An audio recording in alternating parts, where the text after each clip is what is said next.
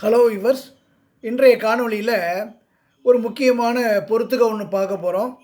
இது அடிக்கடி டிஎன்பிஎஸ்சி எக்ஸாமில் ஏதாவது ஒரு ஒன் வேர்டை கேட்குறாங்க, இல்லை பொறுத்துக மாதிரி கேட்குறாங்க. குரூப் 4, குரூப் 1, குரூப் 2 எல்லாத்துக்குமே இது பயன்படும். ஆர்ஆர்பி, எஸ்எஸ்சிக்கும் இது பயன்படும். அந்த இதை பார்ப்போம். கீழ்கண்டவற்றை பொருத்தி சரியான விடையை தேர்ந்தெடுக்க அப்படின்னு கொடுத்துருக்குறாங்க. மகாத்மா காந்தியோட எது தொடர்புடையதுன்னு பாருங்கள். இந்திய கருத்துருவம் அப்படின்னு சொல்லியிருக்காங்க. இந்திய கருத்துருவம்னா என்னது? Indian opinion. இந்தியன் ஒப்பீனியன் அப்படிங்கிறது அவர் சவுத் ஆப்பிரிக்காவில் இருக்கும்போது இருந்த நூல். அடுத்தது அதை பற்றி இன்னும் சொல்லணும்னா, அது ஜூன் 4, 1903 தான் அது வெளிவந்தது. அது சவுத் ஆப்பிரிக்காவிலிருந்து வெளிவந்தது. அடுத்தது ஜவஹர்லால் நேருவோட கொடுத்துருக்கிற 4 ஆப்ஷனில் எது தொடர்புடையது அப்படின்னு பார்த்தோம்னா, அந்த ஏஐடியூசின்னு இருக்கு இல்லையா? ஏஐடியூசின்னா என்ன? All India trade union Congress அப்படின்னு இருக்குது. அதோட தொடர்புடையது. பட் அதை தோற்றுவித்தவர் யாருன்னு கேட்டிங்கன்னா, லாலா லஜபதி ராய் தான் இந்த ஏஐடியூசியை தோற்றுவித்தவர். பட் அதில் ஆரம்பத்தில் உறுப்பினராக இருந்தார் ஜவஹர்லால் நேரு. அப்புறம் 9th பிரசிடெண்ட்டாக ஜவஹர்லால் நேரு இருந்தார். அந்த ஏஐடியூசியோட 9th பிரசிடெண்ட்டாக ஜவஹர்லால் நேரு இருந்தார். ரைட்டுங்களா? அடுத்தது பிபி வாதியா. பிபி வாதியா அப்படிங்கிறவர் யார் கூட தொடர்புடையவர் அப்படின்னா, சென்னை தொழிலாளர்கள் சங்கத்தோட தொடர்புடையவர்.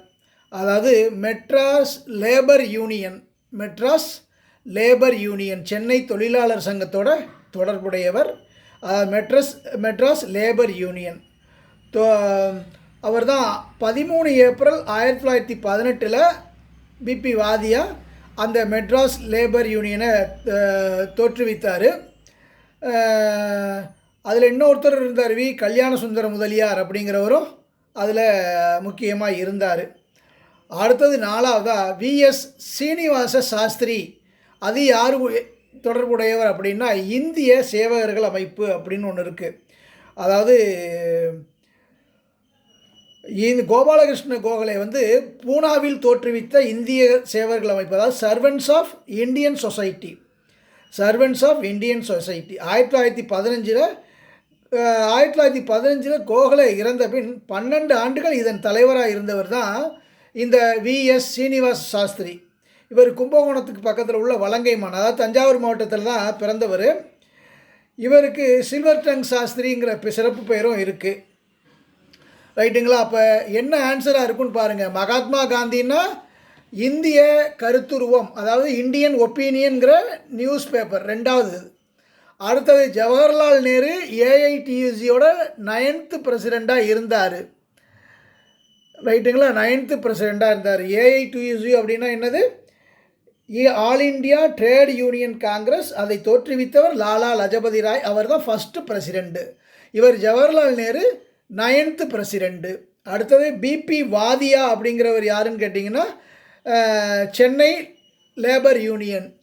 சென்னை லேபர் யூனியன்னா இந்த சென்னை தொழிலாளர் சங்கம், அதாவது 4வது ஆப்ஷன். ரைட்டுங்களா? அடுத்தது விஎஸ் சீனிவாச சாஸ்திரிங்க தான் இந்திய சேவகர்கள் அமைப்பு, அதோட தொடர்புடையவர். அது யார் தோற்றுவித்தார்னா, பூனாவில் கோபாலகிருஷ்ண கோகலே தோற்றுவித்ததான். சாரி, 4 சென்னை தான். 4வதாக பார்த்தீங்கன்னா, ஆமாம், சர்வன்ட்ஸ் ஆஃப் இந்தியன் சொசைட்டி அப்படிங்கிறது அவர் தான் தோற்றுவித்தவர். ரைட்டுங்களா? கோபாலகிருஷ்ண கோகலே.